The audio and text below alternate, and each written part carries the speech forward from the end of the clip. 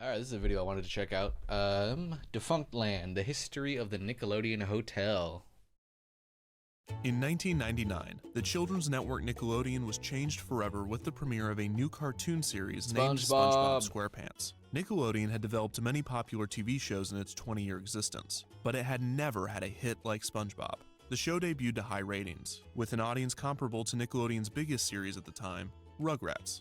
But SpongeBob found massive success in an area that other Nickelodeon shows hadn't: merchandising. The company had purposefully shied away from extending the brand too far from the network itself. While Nickelodeon had turned some of its properties into toys, feature films, and video games, they feared that too much merchandising would contradict the brand's goal of appealing to young audiences. Nickelodeon was supposed to appear as a network run by kids, for kids, and the executives believed that children could tell when they were being advertised to, thus interfering with the channel's primary objective.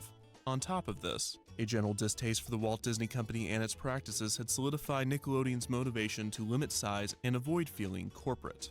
All of this was thrown out the window after SpongeBob premiered. The potential profit from merchandising Yeah, they're like, the show's we can't say no to all that money. God damn. setting was too large to ignore, and the title character would turn into Nickelodeon's unofficial mascot, its own Mickey Mouse, within just a few years. It appeared as though Nickelodeon was cashing in, but they were still concerned with expanding outside of their comfort zone and tarnishing their brand. In lieu of building its own stores like Disney, a type of project that was deemed too risky, Nickelodeon instead licensed its properties to anyone that wanted them. Dude, I feel like a Nickelodeon store would be sick. Oh man, that'd be pretty dope. You could slap a SpongeBob sticker on it. The Nickelodeon would sign a document that legally allowed you to slap a SpongeBob sticker on it. And since they were already beginning to look like their main competitor, why not act like them too? And what's more Disney than rushing into a huge, difficult project fueled by temporary success? Welcome to the Nick Hotel. The Nick Going Hotel. Never heard of this.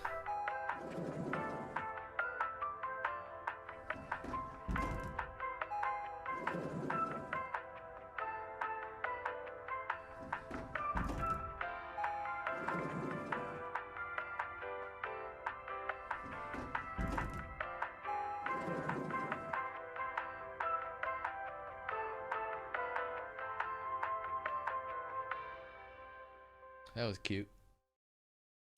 On October 9th, 2003, Nickelodeon By announced Holiday that they had Inn. formed a partnership with the hotel chain Holiday Inn for the purpose of transforming its Orlando resort, the Holiday Inn Family Suites Resort, into the first ever Nickelodeon When did hotel. this happen? The property was 2005? less than 5 years old, having just opened in the summer of 1999. Oh. The resort was Holiday Inn's first all-suite hotel, featuring 800 suites, 2 pools, water playgrounds, a restaurant, and a food court. That's big. The hotel was located just east of the Walt Disney World Resort, and transportation was provided to all 4 Disney parks. Nickelodeon had originally considered constructing a new resort themselves, but decided against this due to their constant fear of failure. Orlando was of course the perfect location for the resort's pilot test. It had a huge tourist population of families and young children, and the company had 2 attractions at Universal Studios Florida, Nickelodeon Studios and the newly opened Jimmy Neutron's Nicktoon Blast. The Holiday Inn was located closer to Walt Disney World than it was to Universal Studios, but Nickelodeon would take what they could get.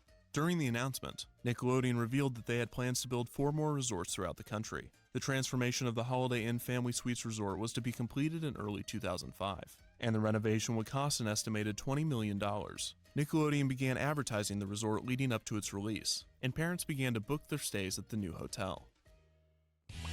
Did you hear? Nickelodeon has built a hotel just for you. Opening this Memorial Day, the brand new Nickelodeon Family Suites by Holiday Inn in Orlando, Florida.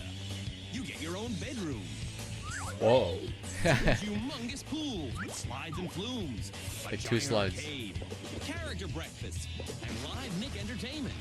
Parents Get can book slimed. reservations by logging on to www.nickhotel.com Hey, it looks alright. or call 1-866-GO-TO-NICK. It kind of just looks like a regular hotel with like Nickelodeon like little like decorations and shit. Like doesn't really look that special. If On I'm being March honest. 9th, 2005, the Nickelodeon Family Suites Holiday Inn, commonly referred to as the Nick Hotel, opened its doors. Guests would walk up to the bright orange resort, with characters peeking through the window of the main entrance. This led to the lobby and check-in desk.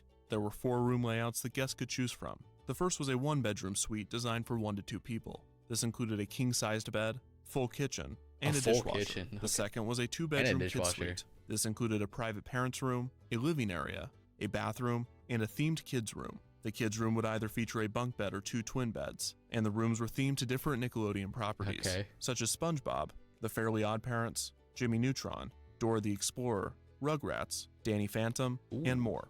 Guests could request a specific character room and would be assigned to it if available. The kids' rooms also featured a television, and some SpongeBob was probably the came with most a booked up PlayStation one. 2. Guests could rent games from the hotel for $5 or bring their own. Oh, that's there was kind of also cool. a CD player and an activity table in most of the suites. Unlike the activity parents' table. room, there was no door separating the kids' room from the living area. This was due to a county law restricting doors on kid suites for safety reasons. Makes the sense. parents' room was unthemed and featured 2 side tables, a closet, a 25-inch TV, and a makeup desk.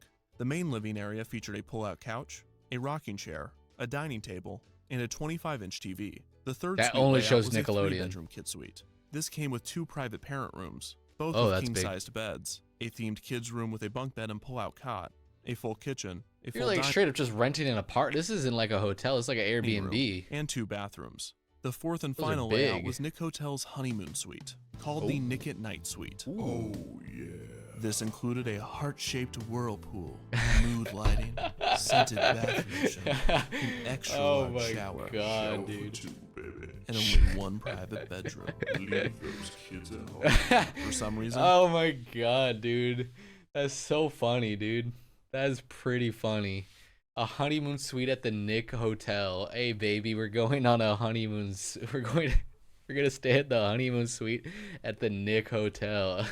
these rooms didn't Oh, last yeah. very long, and it seems that they were Oh, discontinued baby. within a few years of the hotel's opening. That makes sense. All suites had the option of a wake-up call from a Nickelodeon character, and simple room service was available. The suites opened from the outside, resulting in the kids' suites having no windows. 14 6-story buildings housed the suites. The main structure comprised of 9 it's buildings, pretty big. enclosing the lagoon pool, and the other 5 buildings enclosed the Oasis pool. The main area also featured the lobby, the fitness center, and Studio B, which was a space for special events such as conferences, birthday parties, and starting in 2009 for inexplicable reasons, weddings. The lagoon pool featured a basketball Oh my court, God, mini dude. golf, a pool and a kiddie area, Wonder how many the people got lagoon married bar there. and grill poolside restaurant, and a large water park. Oh, that's kind of sick. Yeah. Oh my. Yeah, I'd love to play on that as a kid, actually. Okay, I didn't see that. That's pretty sick. The main attraction for children staying at the resort. Yeah. The water park featured large cutouts of Nickelodeon characters, multiple water slides, water features, and a large water bucket at the top of the structure. This would periodically fill up, tip over, and douse guests with water. Yep. And Yep. at certain times of the day, the water would be colored green to simulate Ooh, slime. that's actually kind of This cool. was treated as a special event, with hotel employees gathering everyone and getting them excited for the mass sliming. The Oasis pool area featured That's kinda another cool. poolside bar, a kiddie area, a spa, and a less elaborate water park. This was supposed to be the more relaxing area than the often crowded lagoon pool. In between the 2 hotel structures would be a building referred to as the mall. The mall featured an arcade, a kids spa, and a gift shop. Okay, I was wrong. I was wrong about this. It's actually kind of cool. I'm not gonna lie. As a kid, this would be a pretty cool place to stay. Which sold both Nickelodeon and Universal Studios merchandise. There was a 4D theater, which had a 3D screen, Oh, wow. moving seats, I didn't realize how big it was. bubbles, and water effects. This would show a SpongeBob 4D film, as well as 15-minute highlight reels from recent movies, such as the Ice Age franchise, and later, Pacific Rim. There was also a Pacific theater in Rim? Studio That's Nick pretty for sick. game shows and live character shows. Another cool movie. When the hotel opened, Studio Nick had 2 game shows, Who Knows Best and Nick Live. Who Knows Best was a game show that tested how well families knew each other, while Nick Live was a show in which families would compete against other families in physical challenges and trivia, What with the the hell? winner getting slimed. A smaller scale version of this show called Nick Live Poolside would be performed by the lagoon Whoa. pool, with a small dunk tank dedicated to the show.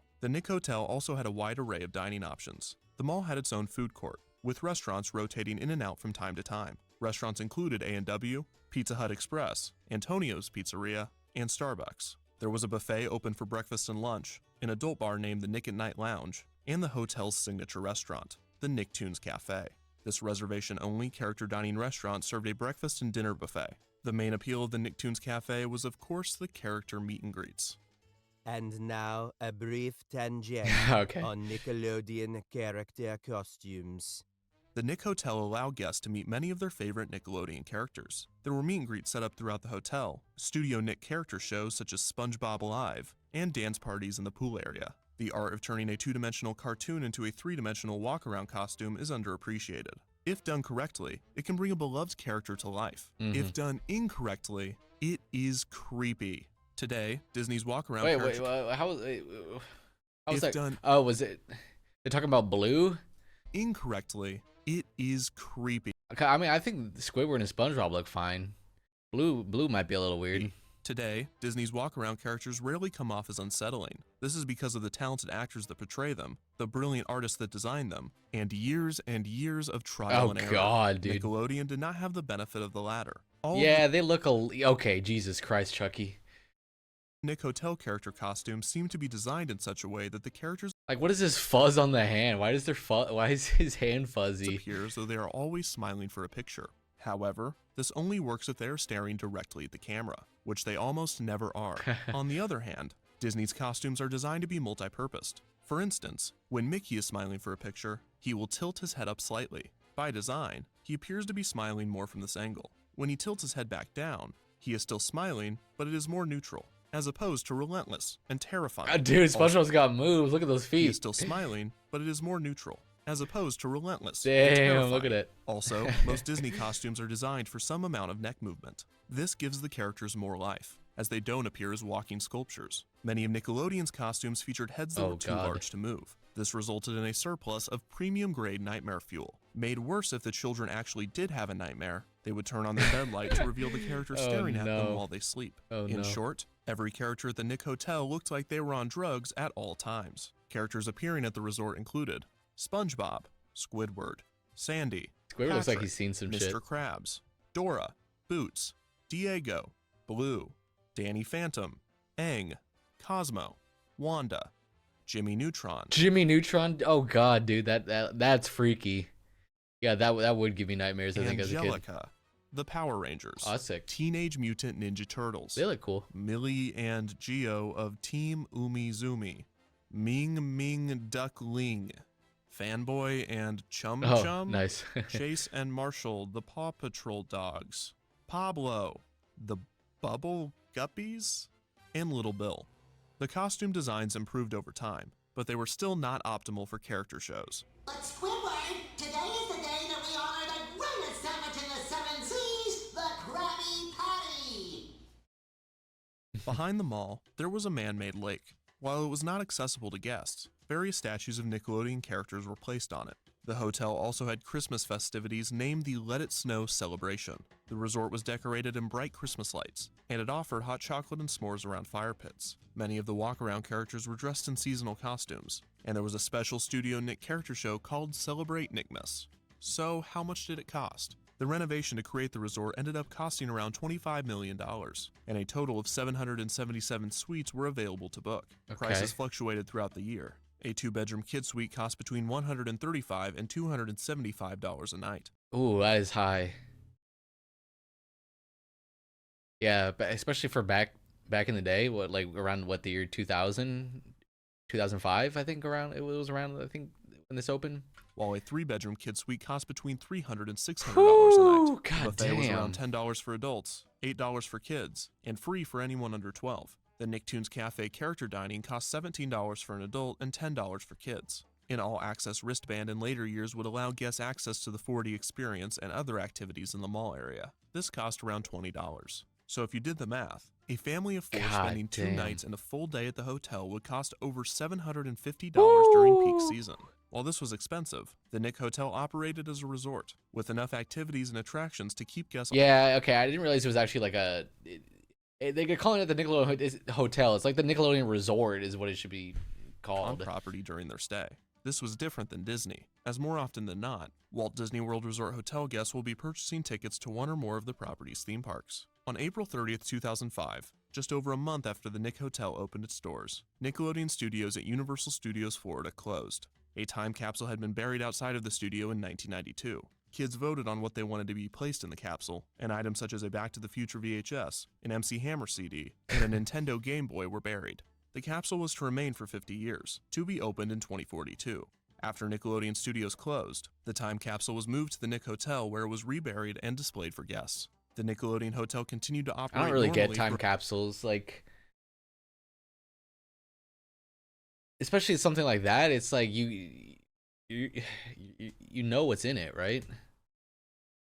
it was a publicly broadcast. Like time capsules usually like, are kind of small things that that you do yourself or something, or with some friends, and then 50 years later you reopen it and you forgot, you forgot what was in it.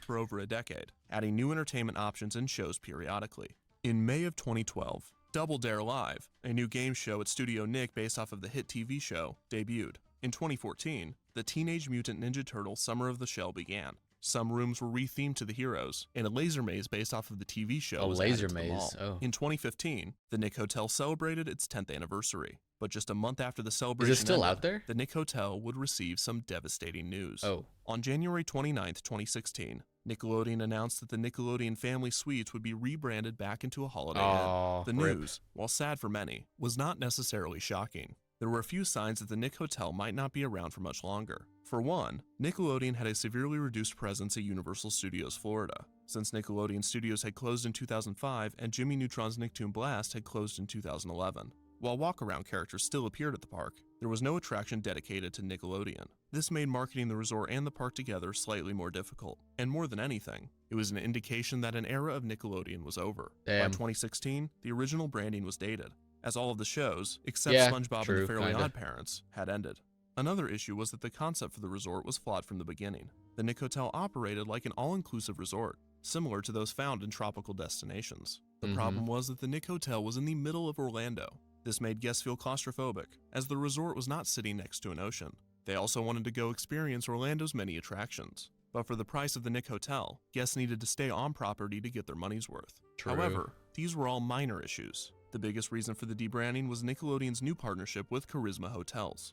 This was created to build Nickelodeon resorts throughout the world. The company had never gone through with the plans for expansion with Holiday Inn, most likely due to the Nick Hotel not being a massive success. The resort was popular, but it was clear that the Holiday Inn concept wouldn't work outside of Orlando. The first Nickelodeon resort with Charisma Hotels would open in Punta Cana in the Dominican Republic later in 2016. The new resort would have many attractions similar to the Nick Hotel, but it had a more elegant and subtle design and was located on a beach. The Punta That one Cana looks resort was fancier, met yeah. with glowing reviews, Yeah, it looks and ni- another that resort ooh, is set to open in looks Riviera nice. Maya, Mexico in 2019. Yeah, that looks much Since nicer. Nickelodeon was focusing on a more luxurious resort brand, they decided to end their licensing contract with Holiday Inn. There was also one more reason for the closure. The hotel was not in great shape. The Nickelodeon Hotel, 10 years later. These images may be disturbing. Oh god. Oh. What is that? Yeah. Yeah, not exactly oh no. Ugh, not exactly getting your money's worth with that. Ugh, oh god, oh. Oh jeez. Was that a cockroach? Oh no. Oh god.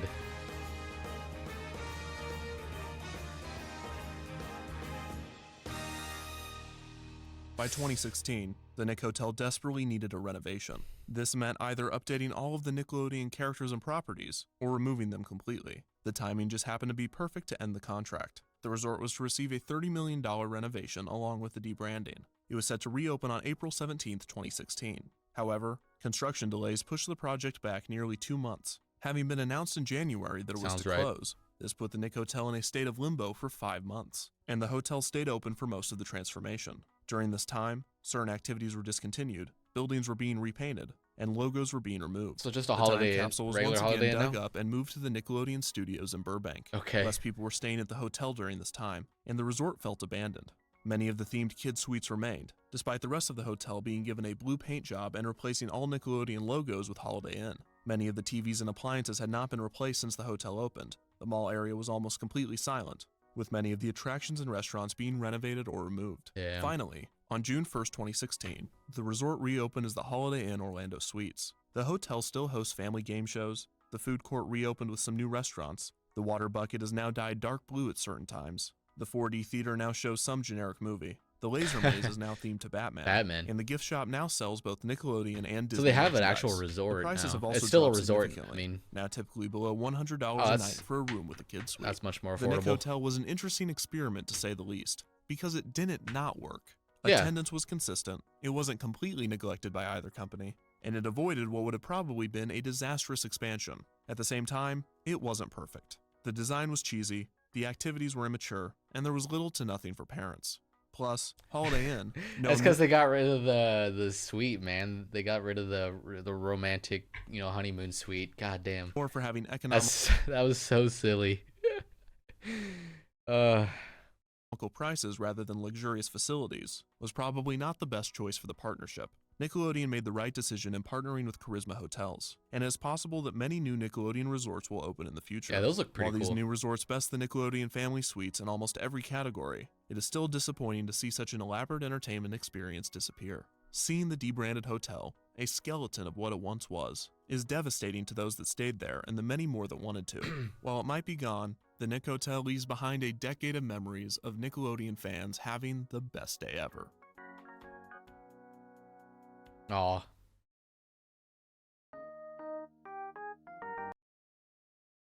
The Mr. Krabs are the best meet and greet character. I would hop right in line if I saw that wandering out Universal. I was like, this place had a honeymoon suite. Yeah, that was so weird. Can you imagine asking someone, where did you go for your honeymoon? Paris, the Caribbean, Vegas? And they reply with the honeymoon suite at the Nickelodeon Hotel. We had breakfast with Dora and weddings too. I wonder how many people got married at the Nickelodeon Hotel. That'd actually be kind of a good story. That'd be interesting.